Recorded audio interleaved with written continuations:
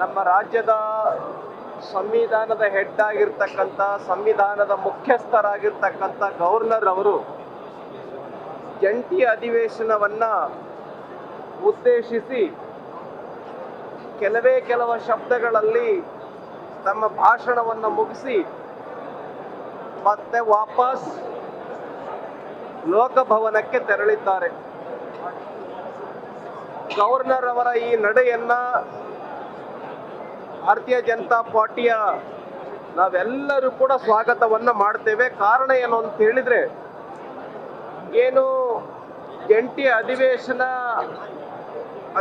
ಅಧಿವೇಶನಕ್ಕೋಸ್ಕರನೇ ಮುದ್ರಿಸಲಾಗಿರ್ತಕ್ಕಂಥ ಸರ್ಕಾರದ ಸಾಧನೆಗಳ ವರದಿ ಪುಸ್ತಕ ಏನಿದೆ, ಅದರಲ್ಲಿ ಸಂಪೂರ್ಣವಾಗಿ ಸುಳ್ಳಿನ ಕಂತೆ ತುಂಬಿಸಲಾಗಿದೆ.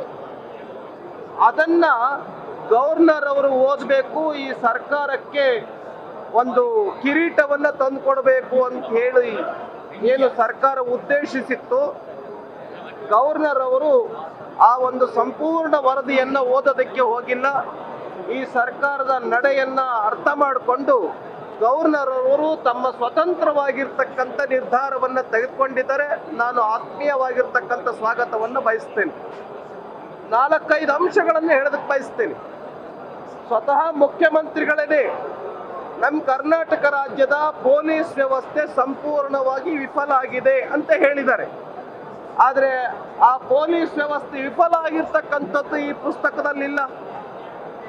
ಉದಾಹರಣೆಗೆ ಡ್ರಗ್ಸ್ ಫ್ಯಾಕ್ಟ್ರಿ ಮೈಸೂರಿನಲ್ಲಿ ಇದೆ. ಅದನ್ನು ಪತ್ತೆ ಹಚ್ಚೋದಕ್ಕೆ ಮಹಾರಾಷ್ಟ್ರದ ಪೊಲೀಸರು ಬೇಕಾ? ಕರ್ನಾಟಕ ರಾಜ್ಯದ ಪೊಲೀಸರು ಏನ್ ಮಾಡ್ತಾ ಇದ್ದೀರಿ ಅಂತ ಪ್ರಶ್ನೆ ಕೇಳಿದ್ರು. ಅದ್ಯಾವುದು ಕೂಡ ಈ ಪುಸ್ತಕದಲ್ಲಿಲ್ಲ. ಕರ್ನಾಟಕ ರಾಜ್ಯದಲ್ಲಿ 3800ಕ್ಕಿಂತ ಹೆಚ್ಚು ಜನ ರೈತರು ಆತ್ಮಹತ್ಯೆ ಮಾಡ್ಕೊಂಡಿದ್ದಾರೆ. ಆದರೆ ರೈತರಿಗೆ ಖರೀದಿ ಕೇಂದ್ರವನ್ನು ಓಪನ್ ಮಾಡಿದೀವಿ ಅಂತ ಹೇಳ್ತಾರೆ. ಖರೀದಿ ಕೇಂದ್ರ ಓಪನ್ ಮಾಡಿಲ್ಲ. ಪ್ರವಾಹ ಬಂದಂತ ಸಂದರ್ಭದಲ್ಲಿ ರೈತರಿಗೆ ನೆರವನ್ನ ಕೊಡಲಿಲ್ಲ, ಆದ್ರೆ ನೆರವು ಕೊಟ್ಟಿದ್ದೀವಿ ಅಂತ ಹೇಳಿದ್ದಾರೆ. ಮಹಿಳೆಯರ ಮೇಲೆ ಅತ್ಯಾಚಾರಗಳಾಗ್ತಾ ಇದೆ. ಮಹಿಳೆಯರಿಗೆ ಸುರಕ್ಷೆ ಇಲ್ಲ. ಮಹಿಳೆಯರಿಗೆ ಸುರಕ್ಷತೆಯನ್ನು ಒದಗಿಸೋದರಲ್ಲಿ ಪೊಲೀಸ್ ವ್ಯವಸ್ಥೆ ವಿಫಲ ಆಗಿದೆ. ಕರ್ನಾಟಕ ರಾಜ್ಯದಲ್ಲಿ ಆಡಳಿತ ಪಕ್ಷದ ಶಾಸಕರೇನೆ ನಮಗೆ ಅಭಿವೃದ್ಧಿಗೆ ಹಣ ಕೊಡ್ತಾ ಇಲ್ಲ, ಈ ಸರ್ಕಾರ ಅನುದಾನ ಕೊಡ್ತಾ ಇಲ್ಲ, ಮೊದಲು ನಮಗೆ ಅನುದಾನ ಕೊಡಿ ಅಂತ ಕೇಳಿದ್ರು. ಅದ್ಯಾವುದು ಕೂಡ ಈ ಪುಸ್ತಕದಲ್ಲಿಲ್ಲ. ಈ ತರ ಕರ್ನಾಟಕ ರಾಜ್ಯದಲ್ಲಿ ಕಾನೂನು ಸುವ್ಯವಸ್ಥೆ ಸರಿ ಇಲ್ಲ, ಶಿಕ್ಷಣದ ವ್ಯವಸ್ಥೆ ಸರಿ ಇಲ್ಲ, ಸರ್ಕಾರದ ಎಲ್ಲ ಇಲಾಖೆಗಳಲ್ಲಿ ಅರ್ಧಕ್ಕಿಂತ ಹೆಚ್ಚು ಖಾಲಿ ಹುದ್ದೆಗಳು ತುಂಬಿದಾವೆ, ಅದು ಅಪಾಯಿಂಟ್ಮೆಂಟ್ ಮಾಡ್ತಾ ಇಲ್ಲ. ಈ ತರದ ಅನೇಕ ಸಂಗತಿಗಳಿದೆ. ಇದನ್ನೆಲ್ಲವನ್ನು ಕೂಡ ಮರೆಮಾಚಿ ಸರ್ಕಾರ ಬಹಳ ಒಳ್ಳೆ ಕೆಲಸ ಮಾಡಿದೆ, ಸರ್ಕಾರ ಸಾಧನೆಗಳನ್ನ ಮಾಡಿದೆ, ಇಡೀ ದೇಶದಲ್ಲಿ 2ನೇ ಸ್ಥಾನದಲ್ಲಿದೆ ಅಂತೇನು ಸುಳ್ಳನ್ನ ರಾಜ್ಯಪಾಲರ ಬಾಯಿಂದ ಹೇಳಿಸ್ಲಿಕ್ಕೆ ಹೊರಟಿತ್ತು. ರಾಜ್ಯಪಾಲರು ಸ್ವತಂತ್ರ ನಿರ್ಧಾರವನ್ನ ಕೈಗೊಂಡು ಅದ್ಯಾವುದನ್ನು ಕೂಡ ಓದಲಿಕ್ಕೆ ಹೋಗಿಲ್ಲ. ಈ ನಿರ್ಧಾರವನ್ನ ನಾವು ಪೂರ್ಣ ಮನಸ್ಸಿನಿಂದ ಸ್ವಾಗತ ಮಾಡ್ತಿದ್ದೀವಿ. ಇವರೇನು ಮುಖ್ಯಮಂತ್ರಿಗಳು ಮತ್ತೆ HK ಪಾಟೀಲ್ ಅವರು ರಾಜ್ಯಾದ್ಯಂತ ನಾವು ಹೋರಾಟ ಮಾಡ್ತೀವಿ ಅಂತ ಹೇಳಿದ್ದಾರೆ. ಅಗೇನಾದ್ರು ಹೋರಾಟ ಮಾಡಿದ್ದೆ ಆದ್ರೆ ಭಾರತೀಯ ಜನತಾ ಪಾರ್ಟಿ ಗವರ್ನರ್ ಅವರ ನಡೆಯನ್ನ, ರಾಜ್ಯಪಾಲರ ನಡೆಯನ್ನ ಸ್ವಾಗತಿಸಿ ಭಾರತೀಯ ಜನತಾ ಪಾರ್ಟಿನೂ ಕೂಡ ಹೋರಾಟವನ್ನ ಮಾಡಬೇಕಾಗತ್ತೆ.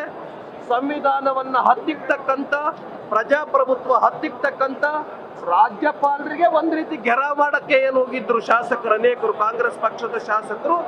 ಇದು ಸರಿಯಾದ ನಡೆಯಲ್ಲ. ಸಂವಿಧಾನದ ಮುಖ್ಯಸ್ಥರಿಗೆ ಅತ್ಯುನ್ನತವಾಗಿರ್ತಕ್ಕಂಥ ಗೌರವವನ್ನ ಅಧಿವೇಶನ ನಡೆಯುವಂತ ಸಂದರ್ಭದಲ್ಲಿ ಕೊಡಬೇಕಾಗತ್ತೆ. ಇದು ಮ್ಯಾಂಡೇಟರಿ. ಆದ್ರೆ ವಾಪಸ್ ಹೋಗಂತ ಸಂದರ್ಭದಲ್ಲಿ ಗವರ್ನರ್ ಅವರಿಗೆ ಅಡ್ಡಗಟ್ಟಿರ್ತಕ್ಕಂಥ ಶಾಸಕರು ಯಾರಿದ್ದಾರೆ, ಆ ಶಾಸಕರನ್ನ ಕೂಡಲೇ ಸಸ್ಪೆಂಡ್ ಮಾಡಬೇಕು, ಅಮಾನತಿನಲ್ಲಿ ಇಡಬೇಕು ಅಂತೇಳಿ ಈ ಸಂದರ್ಭದಲ್ಲಿ ನಾನು ಹೇಳೋದಕ್ಕೆ ಬಯಸ್ತೇನೆ.